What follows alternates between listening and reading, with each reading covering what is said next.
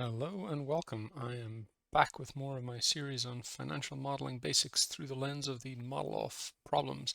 Today's one is all about optimization, so we're really going to be looking at a little bit of goal seek, a little bit of data tabling, a little bit of solver. So let me give you a quick intro to the question. So you are bidding for a tender for a government contract to run some water treatment facility for 15 years. You have a bunch of assumptions about the costs, your labor, material, other expenses, profit margin, yada, yada, yada. And your bid needs to be, what revenue do you expect to get paid? And so you have to, model the expenses and life cycle costs, which are like non-recurring one-off expenses, over time, back solve for what revenues you need to meet your revenue sizing conditions. Yeah, that's basically it. Okay, so your model is a quarterly model, 15 years from the 1st of January 2016 to the 31st of December 2030. Book entries and cash flows all occur on the final day of the quarter, fine.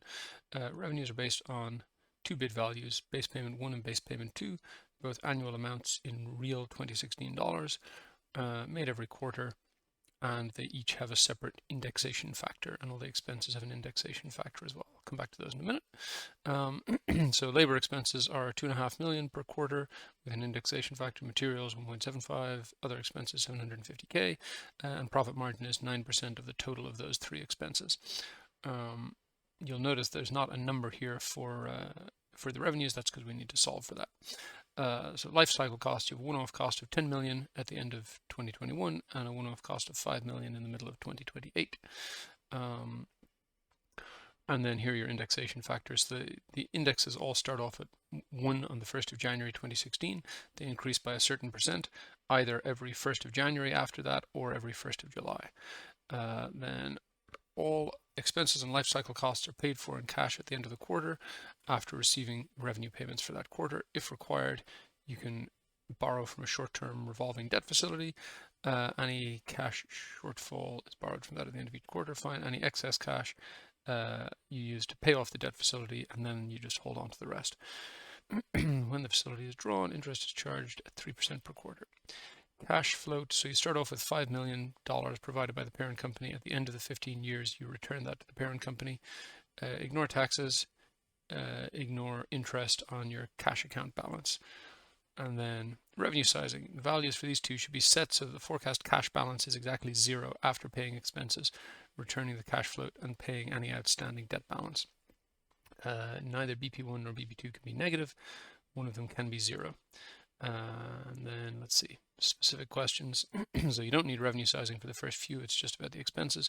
Then follow the requirements given in the question, fine. For some of the questions, BP1 has to be a multiple of $500,000, an integer multiple of $500,000. And then for the last few questions, we're interested in this ADS, the absolute difference sum. So we want to minimize the sum of the absolute value of revenues minus expenses minus life cycle cost in any given quarter.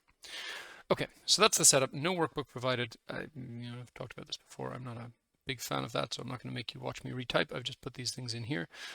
Each indexation factor is only used for one thing, so I just put the assumptions in line with these. I've left these blank because we're going to fill them in later. That's basically everything. Okay, so let's jump on in and start. Oh yeah, sorry, I set up a model here. Just, quarter start and end dates. And then I've hidden everything after the last quarter. Okay, so let's get on with it.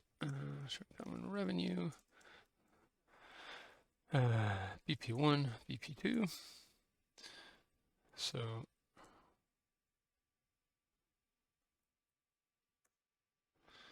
and I'm going to make the first, just going to get number format, and then I'm going to make the first column be red.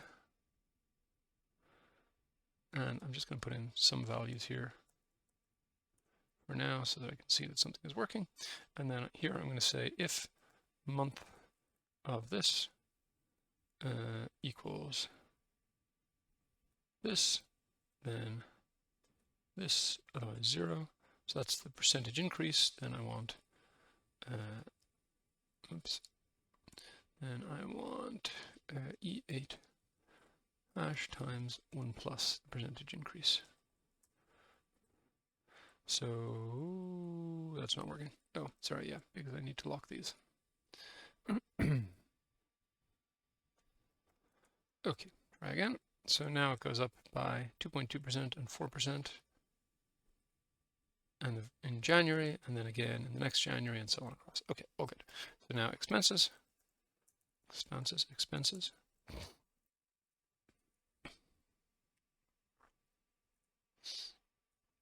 So again, different for the first month.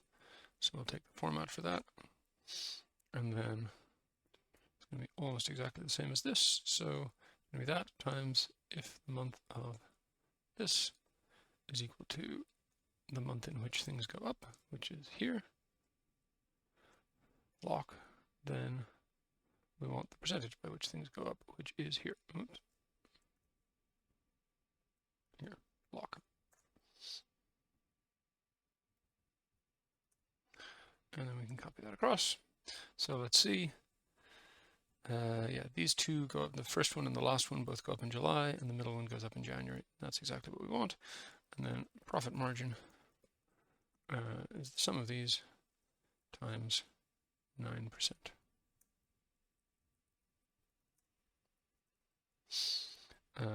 And then life cycle expenses.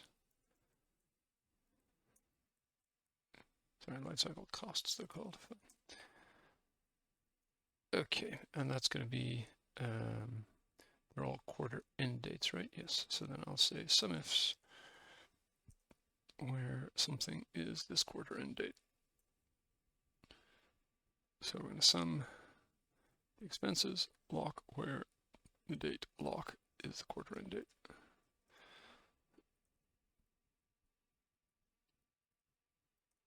And let's just see, we should have 10 million there, and somewhere later on, middle of 28, yes, 5 million. Okay, happy days. So then now we're interested in D, which is the absolute value of sum of the revenues minus the sum of the expenses and life cycle costs. So I'll just drop that in. And then let's see, we want to figure out the cash and revolver balance. And I guess since we don't have a minimum cash balance, I'm just going to treat it as one thing. So, sorry, let me elaborate on that slightly. So when I say treat it as one thing, I mean I'm not going to model a cash account and a revolver. I'm just going to model a cash account, and then whenever that's negative, that is a revolver draw, because we're told all cash gets put toward paying down the revolver until the revolver is paid off, and then it goes toward building up a cash balance. And likewise, when there's more expenses than revenue, first we'll take it out of the cash balance, and then we'll take it out of the revolver if we need to. So I guess the one other thing we need is parent co-transfer, and that is we transfer 5 million in at the start and 5 million out at the end. So that is, we can just say this lock times start date equals E.4 hash.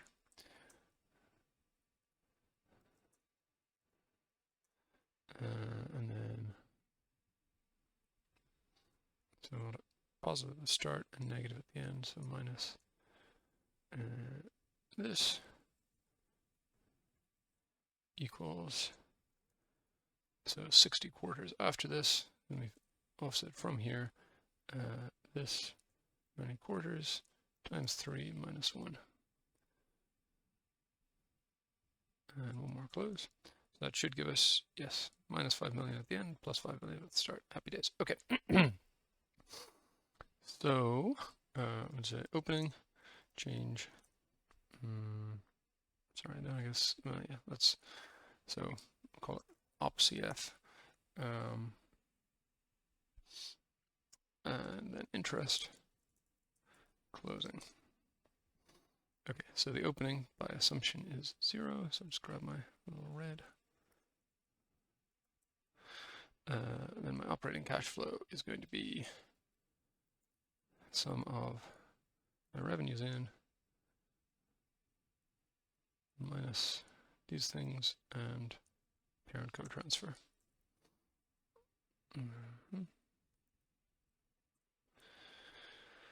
Okay, then the interest is going to be, if this is less than 0, then this times, so all the cash flows happen at the end, so if the opening balance is negative, then we'll take that times the interest rate, otherwise nothing.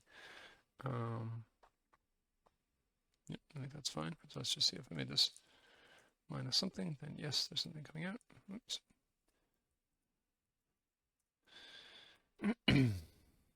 And then we just sum these up, carry across. Okay, so it's obviously going negative because I haven't set very good revenues, but okay, that's fine. I think we now have the sort of skeleton that we need to answer the question. So let's jump in. What are the total labor expenses in calendar year? And sorry, I always put these in somewhere. So 27 to 37. So let's go here, Q&A.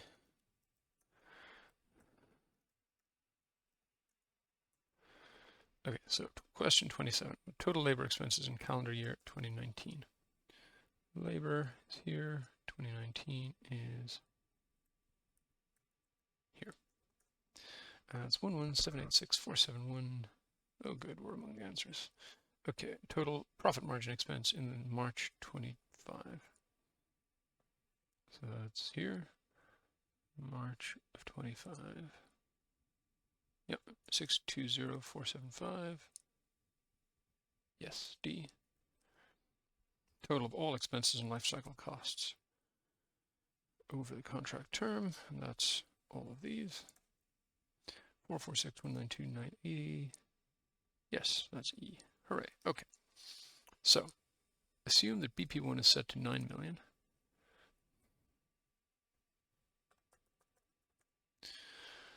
And BP2 is sized so that the final cash balance is 0.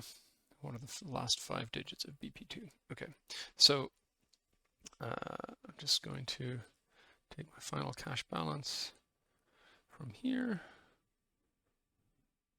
Yes, here. That's enormous. It seems too good to be true, but okay. Oh, I know why it's too good to be true. Because we've got 9 million coming in per quarter. But I was supposed to take those labor costs were quarterly, but the revenues were annual numbers. So we're supposed to take a quarter of this. Okay, so now we should have a slightly less insane opening cash balance. Okay, well, we're going to need more money than that, but okay. So now we're going to goal seek. So we're going to say Alt-TG to get goal seek. We want to set this cell, the closing cash balance, to 0 by changing base payment to. Yep, it gets there. And we got 14,397,201. So 397,201 are the last few digits. Is that working out? Sorry, where are we? Question 30. 97201. Okay, good. So I'm going to say, I guess, mod this 10 to the 5. Okay, so that is answer B. I'm just going to store these somewhere. Let's see. So that's for Q30, BP1, BP2.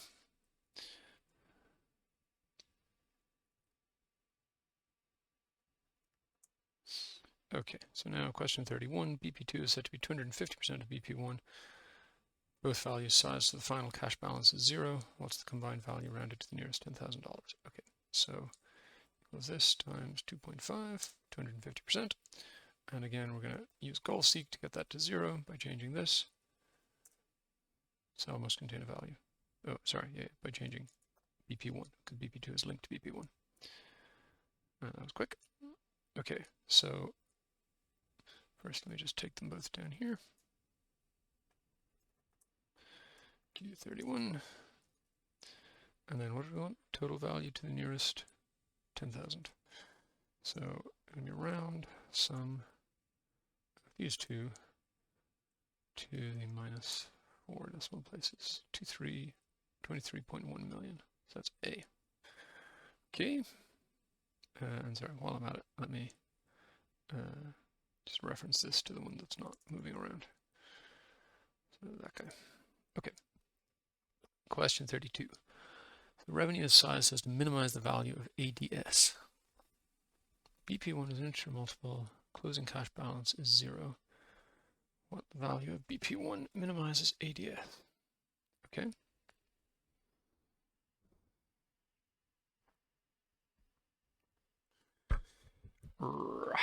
Okay. So sorry. BP1. So 1.5. So I guess what I'm interested in is sum of absolute value of this. Oops. So this is move them over again. Closing cash. This is my ADS. So just have to do this for each one.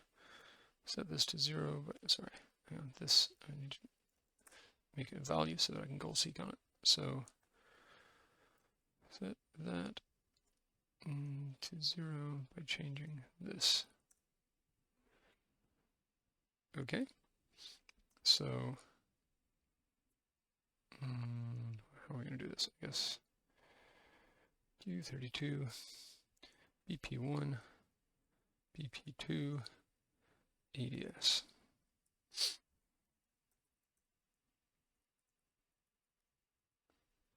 How many options do we have to test? 6.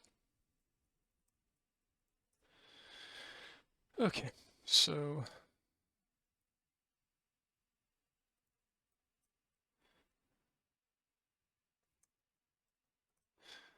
I'm just going to link all of these to that. And then this plus. So I'm going to test 2.5, 3.5, 4.5, 5.5, 6.5. Yes, okay, fine. So now we take 2.5. Then we goal seek this back to 0 by changing base payment 2. I don't know if there's a more, I feel like I'm not doing this a super smart way, but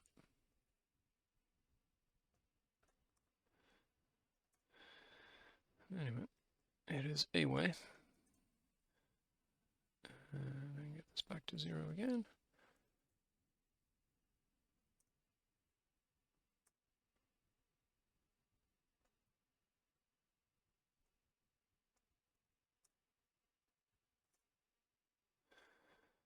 Okay, then we'll try 4.5.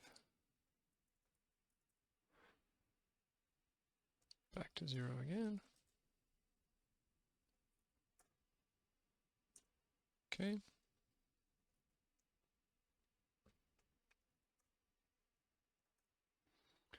Then 5.5 and 6.5, and then we're done.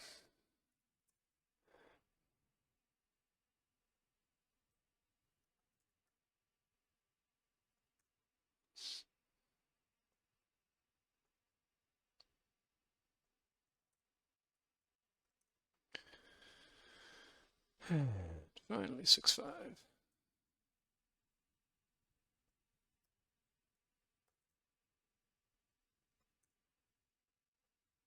I think in theory you could use Solver to work on all these constraints at once, but the challenge with Solver is how do you know that it's really got the right value? So let's see, that I'm interested in minimizing, right? Minimize, yes. So the min is 28868, which is this guy here. So the answer is 3.5. I guess I'll be a little more proper about it. That's x lookup 0 in here, returning from BP1, and we'll match on exact matcher next to larger items. That'll return the one corresponding to the smallest. Okay, so let's see. 33. Using the correct values, what is the solved minimum value of ADS? So that's just the same thing again, except this time we're returning from a different column. So now we're returning from column C. Sorry, no, that's BP2. So we're returning from column D. 288688356 to the nearest 1,000. Fine. 28868. Yes, B. Okay, 34. Using the correct values, what is the total interest paid on the debt facility? All right. So we take these two, put them up here.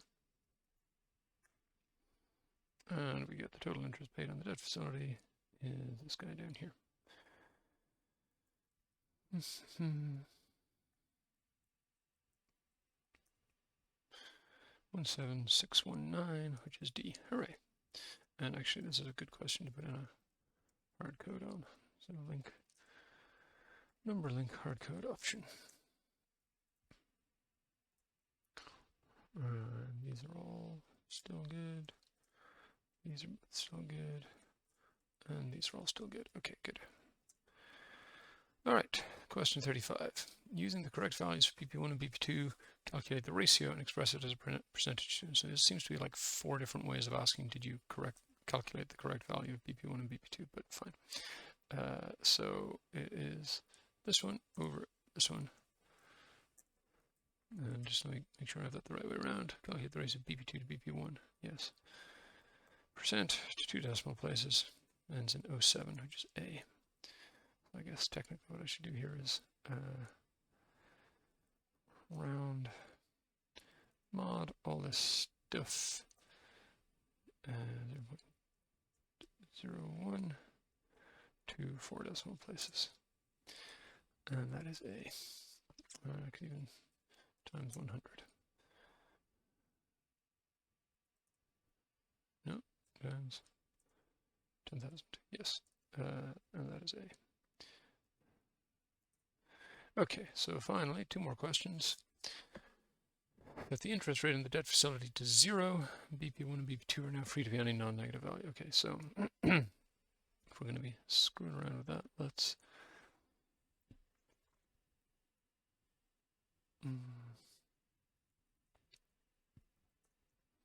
I'll just have an assumption here. So we'll say if that's less than 0 and we are charging interest, then do all that stuff, otherwise 0. So now,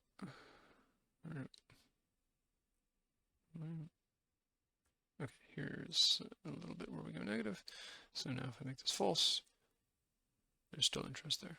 Oh, that's because I started from somewhere in the middle when I made that formula change. So let's carry it back across. Okay, so now there's 0 interest. Good. Okay, so set interest to 0 is a unique pair of values for BP1 and BP2 that minimizes the value of ADS. Does the cash balance still need to be 0?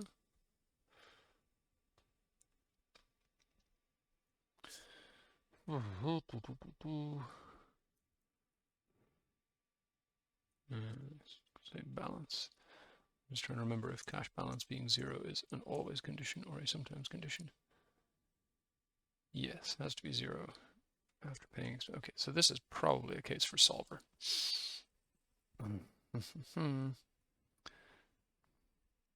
So let's fire it up. I think it's under data solver. Yes. Okay. So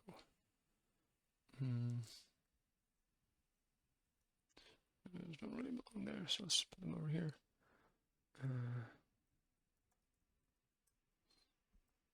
So here's my target.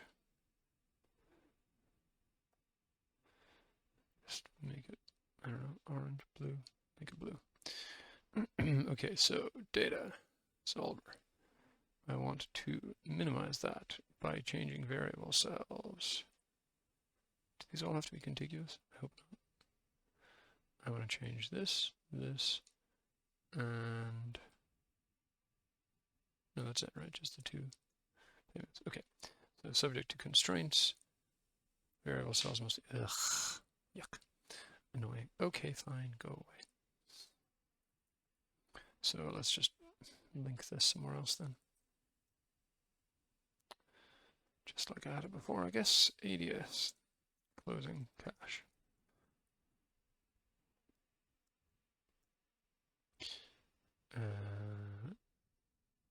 Oh, right, because I'd set the closing cash, but then there was no interest. Fine. Okay. So, try again. Data solver. So I want to minimize this guy, minimize ADS by changing these two subject to constraints. So first, these two have to be non-negative, so greater than or equal to 0. Add, then this one has to be 0, but no, let's just say equals 0. I'm sure it can handle that. Okay, is that it? I think so. Hit solve. Let's see how it goes. Solver has converged. Okay, that seems promising. Well, we'll soon find out. What are the questions? Sorry, let's just put it here. Questions 36 and 37.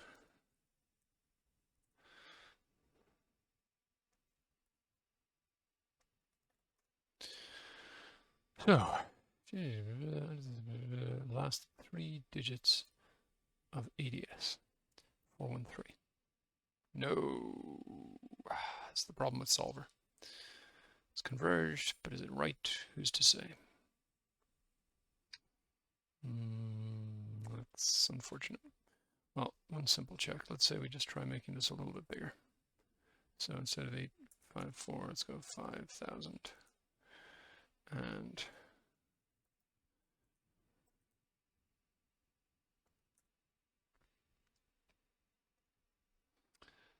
so 28778, 425, 413. Okay, so it does locally optimal that way. Let's just try the other way as well.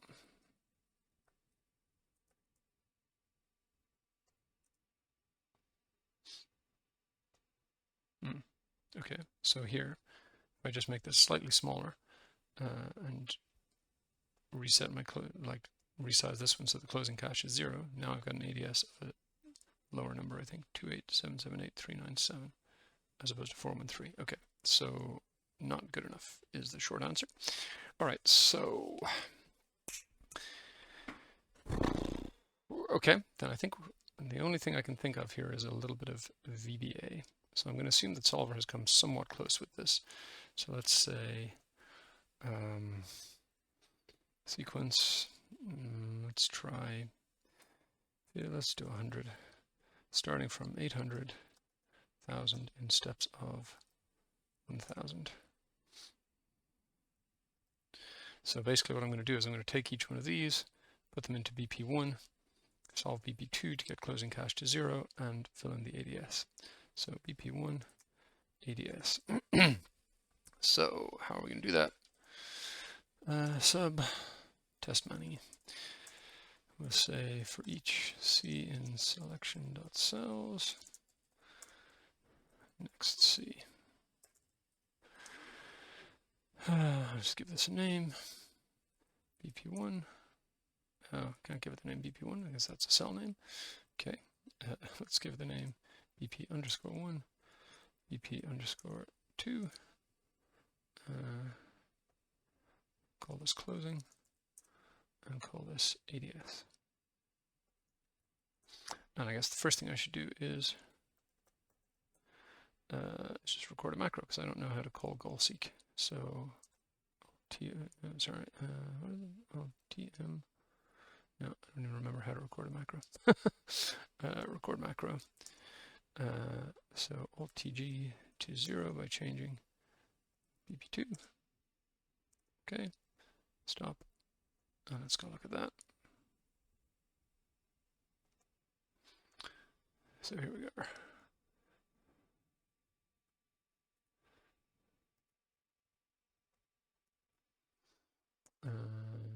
Okay, so say range BP1 dot value equals C dot value. So I'm gonna, the idea is basically I'll select a range here. I'm gonna tell it for each cell here, put that into BP1, solve to get BP2 and then put ADS into the cell next to it. That equals C dot value, and then C dot offset 0 rows 1 column dot value equals range ADS dot value. Did I name that? I think I did. Yes. Okay, so let's just try it with a couple. Sorry, I'm going to get rid of macro 1. Get rid of that whole module.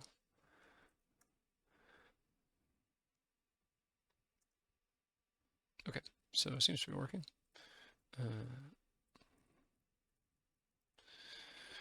So then we'll try it for all of them. Spins its wheels for a minute, but okay. Now the question is, I'm basically going to have to zoom this in until I get, so the smallest one is 851.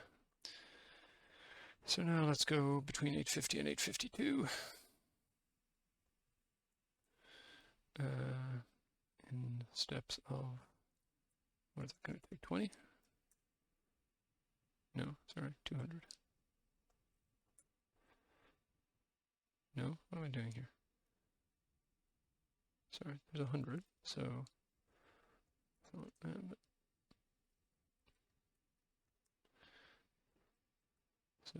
was right with 20, I guess. Yes. Okay. So then we do it again.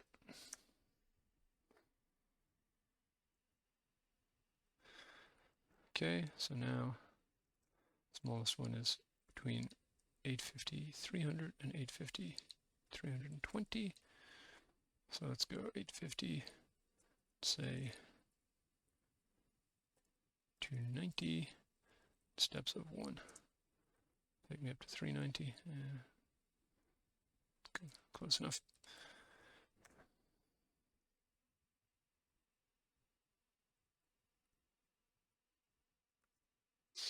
Okay, so this whole range is equally good with that number of decimal places, so we're going to have to get more. So 850, 293 seems like a winning candidate so far. So let's go 850, 290 in steps of 0.1, I guess. Yes.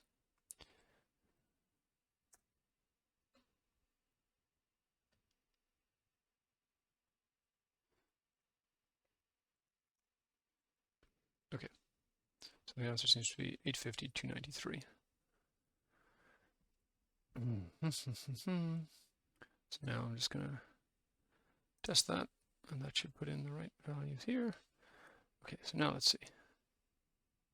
You want 294.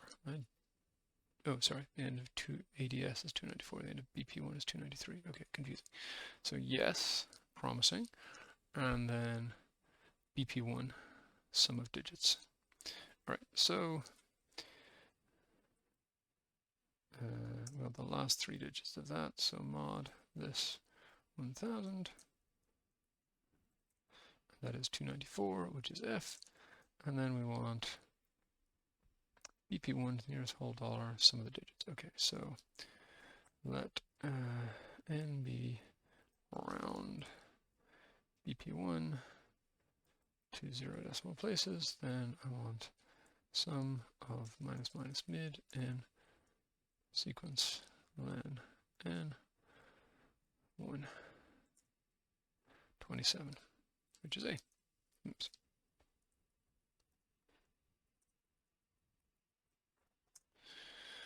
All right, so let's see if I got it right. I'm not as confident of this one as I might normally be. BDEB, BDEB, ACBD, ACBD, AFA. Okay, well, I got them right. So this is an interesting, I mean, it's a good case in point of the challenges of Solver, right? Like you run Solver, it says, here's the answer. It wasn't very far off in this case, but you just don't have any way to know how close you actually were. The additional twist with this one is that you've got to, like, you're solving for 2 variables, but then the requirement that the closing cash balance be 0 basically reduces it to 1 variable, but in a complicated way. So it's not like you can do a 1 variable data table, because you have to, you know, solve for BP2 given a BP1.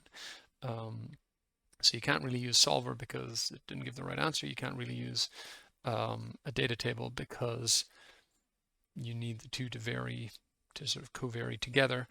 It's a tricky one. That's I've never. I mean, I don't think I got this question out when I originally did it. I've never used VBA in solving a question before, but I guess this is a reasonable case in point for where you might need to.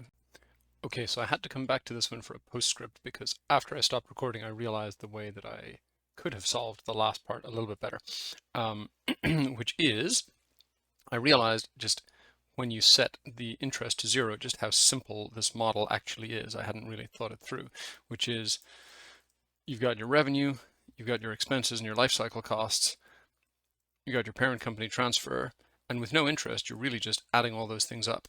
And so the requirement that the closing cash be 0 is basically just a requirement that, you know, the sum of the revenue minus the sum of the expenses be 0, because this parent company transfer nets out to 0 anyway.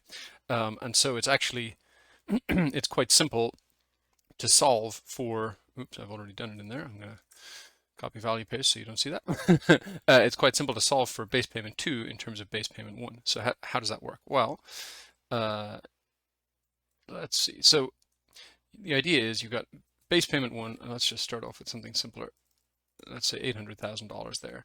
So you get $800,000 in the first year, you get whatever 2.2% more than that in the second year, and so on for 15 years. So, you know, given BP1, it's quite easy to figure out the total revenue from BP1.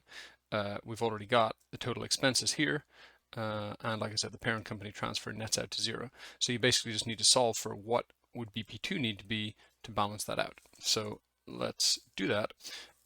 So first thing, I'm just going to say let S be a sequence of 15 rows starting from 0. That's going to be my years. Then the equation I need to solve is total revenue minus total expenses equals 0. In other words, total revenue with the minus sign, just total revenue equals total expenses. So my BP2 revenue has to equal my expenses minus my BP1 revenue. So my BP2 is going to be my expenses minus my BP1 revenue. This is going to be the total amount that I make. Oops. Why is there a circularity there? Did I do the wrong? Right. Well, never mind. This is why I had the sequence thing. Maybe there's a dependence with the BP1 there, so let me just do it directly.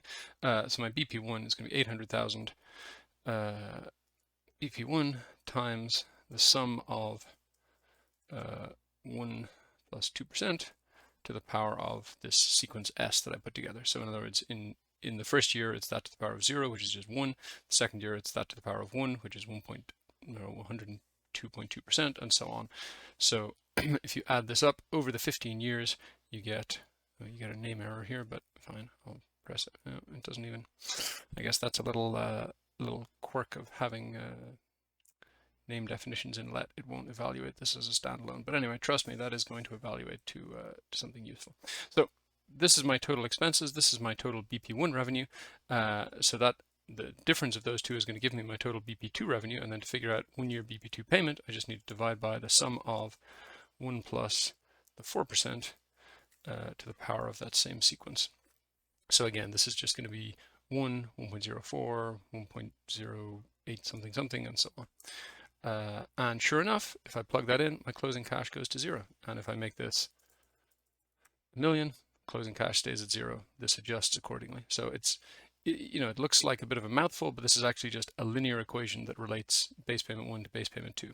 And once you have them connected like that, it's then pretty easy to go and do solver. So you want to minimize ADS by changing BP1, subject to BP1 is greater than or equal to 0, hit solve, and it's spinning through. Yes, okay, and there we go. And it's the same solution as before. You get your 294 at the end here, you get your 293 at the end here, and it all works out. You can also, once you have BP2 worked out in terms of BP1 and the closing cash condition removed, you also now just have a single variable problem. So you could also reproduce this whole thing with a data table. So we could say, oops, Oh, sorry, I still have the one over here from when I was testing it. Whoops. So here's the, let's just, sorry, I didn't mean Alt ESF. We'll get rid of all those extra decimal places. So here you see these are the ones that I solved and hard-coded with the macro before. This is the same thing produced dynamically by a data table, and you can see that it's matching all the values here. So once you realize that it's just a linear, and that was why I guess they introduced the thing of saying no interest, because it's not just a straightforward add them up if there's interest when it goes negative, but if there's not, then it is just a straightforward add them up, and then you can do it that way. So that's what I missed. If you had the the calm under pressure to sit back, reflect, and realize that without the interest, this model was just linearly adding these things up, and therefore the condition of closing cash equal to 0 could be solved with some linear algebra under time pressure, then I salute you. I certainly did not, either when I did it for the first time or when I did it for this video. Maybe Joseph Lau did. He was always very calm under pressure. But anyway, that's what I got. Thanks for watching. See you next time.